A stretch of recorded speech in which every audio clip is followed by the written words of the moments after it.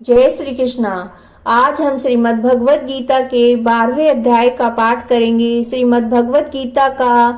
प्रतिदिन पाठ करना, उसका श्रवण करना बेहद पुण्य प्रदान करने वाला है। इससे हमारे आसपास की नकारात्मकता दूर होती है, मन को शांति मिलती है और सुख सौभाग्य में वृद्धि होती है। भगवान कृष्ण जी की भक्ति प्राप्त होती है। आइए 12वें अध्याय का पाठ आरंभ करते हैं। इस प्रकार भगवान के वचनों को सुनकर अर्जुन बोले, हे मनमोहन, जो अनन्य प्रेमी भक्तजन इस पूर्वोक्त प्रकार से निरंतर आपके भजन ध्यान में लगे हुए आप सगुण रूप परमेश्वर को अति श्रेष्ठ भाव से उपासते हैं, जो अविनाशी सच्चिदानंद घन निराकार को ही उपासते हैं, उन दोनों प्रकार के भक्तों में अति उत्तम योगवेता कौन है? इस प्रकार अर्जुन के पूछने पर श्री कृष्ण भगवान बोले, हे अर्जुन, मेरे मन को एकाग्र करके निरंतर मेरे भजन ध्यान में लगे हुए जो भक्तजन अतिशय श्रेष्ठ और श्रद्धा से युक्त हुए मुझ सगुण रूप परमेश्वर को भजते हैं, वे मेरे को योगियों में भी अति उत्तम योगी मानने हैं, अर्थात उनको मैं अति श्रेष्ठ मानता हूँ। और जो पुरुष इंद्रियों के समुदाय को अच्छी प्रकार वश में करके मन और बुद्धि से परे सर्वव्यापी अकथनीय स्वरूप और सदा एक रस रहने वाले नित्य अचल निराकार अविनाशी सच्चिदानंद घन ब्रह्म को निरंतर एक ही भाव से ध्यान करते हुए उपासते हैं, वे संपूर्ण भूतों के हित में रत हुए और सब में समान भाव वाले योगी भी मेरे को ही प्राप्त होते हैं। किंतु उन सच्चिदानंद घन निराकार ब्रह्म में आसक्त हुए चित्त वाले पुरुषों के साधन में क्लेश अर्थात परिश्रम विशेष है, क्योंकि देह अभिमानियों से अव्यक्त विषयक गति दुख पूर्वक प्राप्त की जाती है, अर्थात जब तक शरीर में अभिमान रहता है तब तक शुद्ध सच्चिदानंद घन निराकार ब्रह्म में स्थित होनी कठिन है। और जो मेरे परायण हुए भक्तजन संपूर्ण कर्मों को मेरे में अर्पण करके मुझ सगुण रूप परमेश्वर को ही तैल धारा के दर्श अनन्य ध्यान योग से निरंतर चिंतन करते हुए भजते हैं, हे अर्जुन, उन मेरे में चित्त को लगाने वाले प्रेमी भक्तों का मैं शीघ्र ही मृत्यु रूप संसार समुद्र से उद्धार करने वाला होता हूँ। इसलिए हे अर्जुन, तू मेरे में मन को लगा और मेरे में ही बुद्धि को लगा। इसके उपरांत तू मेरे में ही निवास करेगा, अर्थात मेरे को ही प्राप्त होगा, इसमें कुछ भी संशय नहीं है। यदि तू मन को मेरे में अचल स्थापन करने के लिए समर्थ नहीं है तो हे अर्जुन, अभ्यास रूप योग के द्वारा मेरे को प्राप्त होने की इच्छा कर।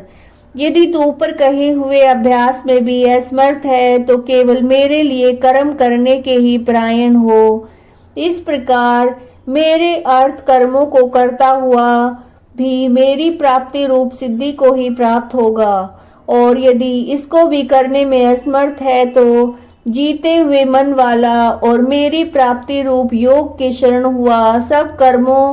के फल का मेरे लिए त्याग कर, क्योंकि मर्म को न जान कर किए हुए अभ्यास को परोक्ष ज्ञान श्रेष्ठ है और परोक्ष ज्ञान से मुझ परमेश्वर स्वरूप का ध्यान श्रेष्ठ है,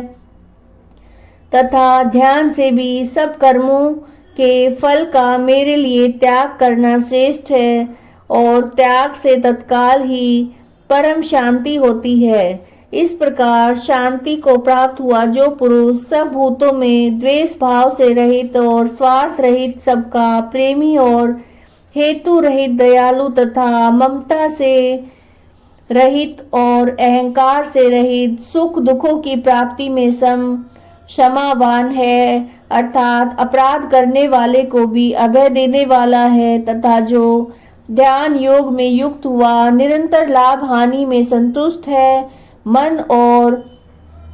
इंद्रियों सहित शरीर को वश में किए हुए मेरे में दृढ़ निश्चय वाला है, वह मेरे अर्पण किए हुए मन बुद्धि वाला मेरा भक्त मेरे को प्रिय है, जिससे कोई भी जीव उद्वेग को प्राप्त नहीं होता, जो स्वयं किसी जीव को उद्वेग को प्राप्त नहीं होता, जो हर्ष अमर्ष भय और उद्वेग आदिकों से रहित है, वह भक्त मुझे प्रिय है। जो पुरुष आकांक्षा रहित तथा बाहर और भीतर से शुद्ध और चतुर है, अर्थात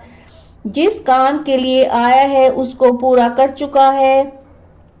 वह पक्षपात से रहित है और दुखों से छूटा हुआ है, वह सर्व आरंभों का त्यागी, मन वाणी और शरीर के द्वारा प्रारब्ध होने वाले संपूर्ण स्वाभाविक कर्मों में कर्तापन के अभिमान का त्यागी मेरा भक्त मेरे को प्रिय है, जो न कभी हर्षित होता है, न द्वेष करता है, न शौच करता है, न कामना करता है, और जो शुभ और अशुभ संपूर्ण कर्मों के फल का त्यागी है। वह भक्ति युक्त पुरुष मेरे को प्रिय है। जो पुरुष शत्रु मित्र में और मान अपमान में सम है तथा सर्दी गर्मी सुख दुख आदि द्वंद्वों में सम और सब संसार में आसक्ति से रहित है, तथा जो निंदा स्तुति को सम्मान समझने वाला और मननशील है, अर्थात ईश्वर के स्वरूप का निरंतर मनन करने वाला है,